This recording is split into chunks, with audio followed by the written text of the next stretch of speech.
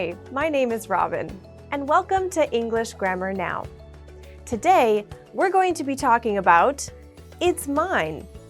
We're discussing possessive nouns and pronouns. Today, we're going to talk about the different ways of showing ownership. Who owns different things? Now, the most easy way for us to do this is to simply add apostrophe S at the end of a name or a description of someone's role. For example, we could say, "That's Jane's car." We could also say, "Leave it in the manager's office." And a third example is, "Remember to call on your mother's birthday." You can see that when we add apostrophe S, it looks the same as if we are shortening the verb to be. Like in the first example, "That's Jane's car." The first apostrophe S is just a short form of to be, but the second one is showing us that the car belongs to Jane. We can also use apostrophe S if there is no noun after it. Of course, we need to be able to understand what we are talking about. So it's possible that the noun has already been used in the sentence. For example, we could say, "Sophia's hair is longer than Katie's." We've only said Katie's, but what we mean is Katie's hair. We already used hair in the sentence, so we don't need to use it a second time. We could also say, "Whose phone is this?" And the answer might be, "It's Derek's." We only say Derek's, but of course we can understand that it means Derek's phone. One more example. "Where were you last night?" "I was at Terry's." In this case, we don't use the word house, but it's pretty easy to understand that we mean Terry's house. If we're going to ask a question about ownership, we need to use the question word whose. So we could also ask the question, "Whose house is it?" And the answer would be Terry's. Now let's compare because sometimes word endings can get a little confusing. Here we can see a comparison between different endings on the noun student. The basic one is the student. Then we could add an S, the students. We could also add an apostrophe S, the students. And it's even possible to add S and then an apostrophe, and it will sound the same way, the students. Do you know what the difference is between these? Here's what the difference actually is. Obviously, the first one is singular, one student, the student. And then if we want to make it plural, we will add an S, the students.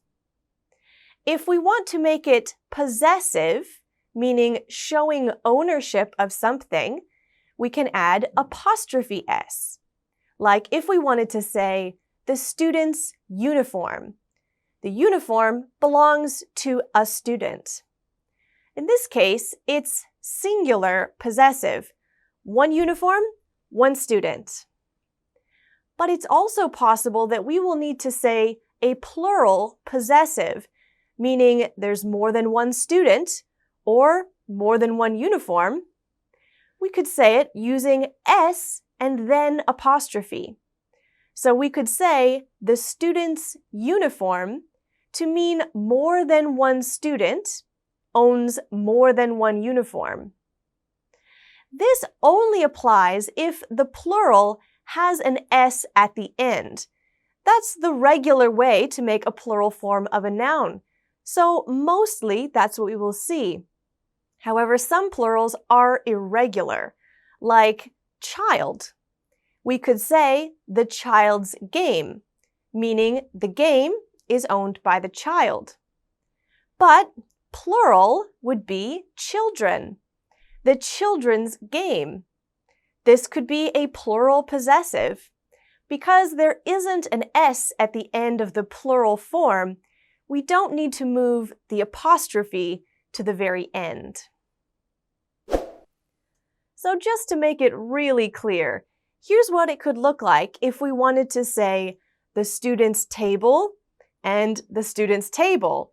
They sound the same, but the spelling and the placement of the apostrophe are going to change. If we are talking about one student, it will be apostrophe and then S. But maybe there's many students, and the table belongs to all of them equally. Then we say students with S apostrophe at the end. One thing we need to be careful about is this very, very common word, its. If you see its with an apostrophe in it, it is not a possessive. It is not showing ownership of anything. Its with an apostrophe is only a shortened form, a contraction of the two words it is. So if you see an apostrophe, you should know automatically it means it is. So if we were going to say, it's a cat, it's so cute, what we are really saying is, it is a cat, it is cute. But we could also say, I love its color. This is a possessive because the color belongs to the cat. You can see that there's no apostrophe in that way of saying its. So be careful if you're reading to notice the difference between it is being shortened to its and its without an apostrophe, meaning a possessive. If we're talking about a part of a thing or a place that belongs to it, we will often use the preposition of. Here's some examples of that. We could say, the roof of that building. The roof belongs to the building. The capital of France. The capital belongs to France. The name of this vegetable.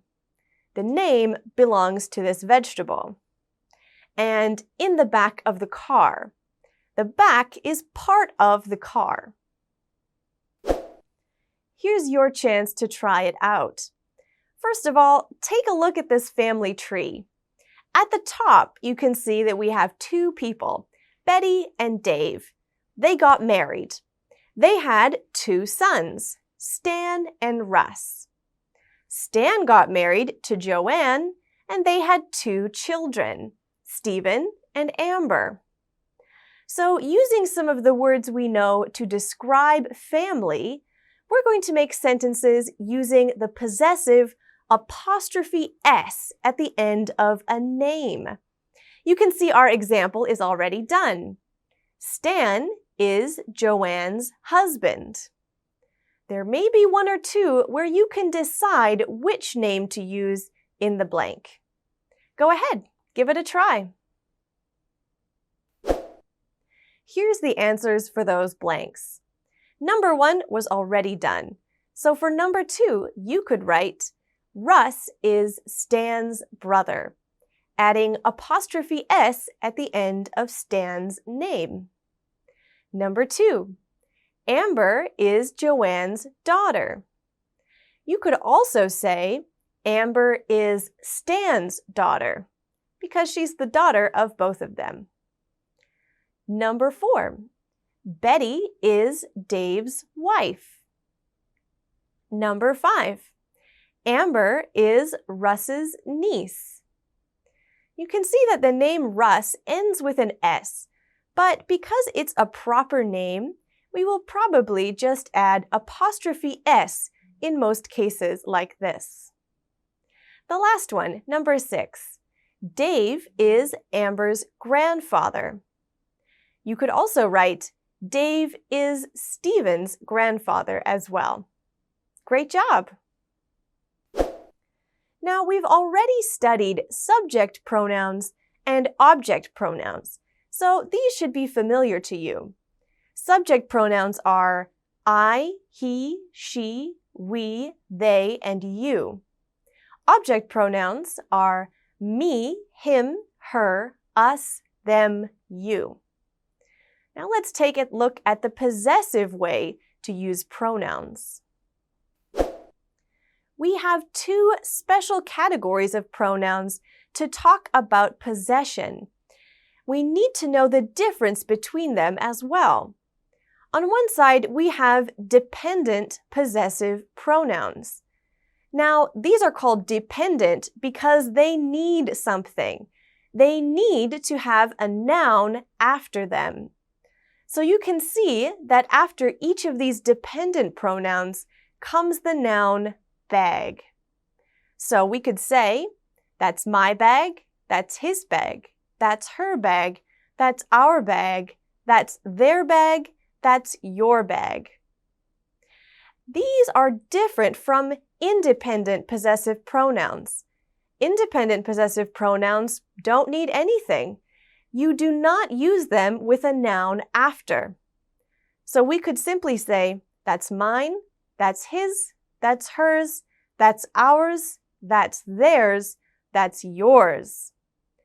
Pay attention to the difference in spelling between the dependent and the independent possessive pronouns. You may notice that the difference in most cases is that the independent pronouns have an S at the end. We see this in hers, ours, theirs, and yours. But the dependent possessive pronouns don't have that S. The only one that's a little irregular is my changing to mine. And because his already has an S, we don't add another one. So in a sentence, it would look like, that's my dog, that's mine. Here's a chance for you to practice. See if you can choose the correct dependent or independent possessive pronoun for each of these 5 sentences. Go ahead, give it a try. Here's the correct choice for each of the possessive pronouns in these sentences. For number 1, that's her sweater. Because there is a noun, sweater, we will use the dependent possessive pronoun her. Number 2, the boys forgot their bags. Number 3, I think it is my hat. Number 4, that's not my water bottle. Mine is black. Here's an example where there is no noun, so we use the independent possessive pronoun mine instead of my. Number 5, is that backpack yours or mine? Great job. Here's a conversation for us to see some different ways of making possessives. I put your tests on the corner of the table. Whose scissors are these? Mine are blue. You have yours. Those are my scissors. Here you go, Paul. And this is Tim's calculator. It has his name on it. Thank you. Don't forget to turn in your homework tonight. And I think it's Casey's turn to clean the board. Here you can see the possessive pronouns and some of the other methods we studied highlighted. Remember that there is a difference between using dependent and independent possessive pronouns. If we're using a name or a title like Tim or Casey, all we have to do is add apostrophe S at the end. And if we're talking about a thing or a piece of a thing, like the corner of the table, we will use of to describe it. Thanks for studying possessives with me. I hope you'll study with me again soon. Goodbye!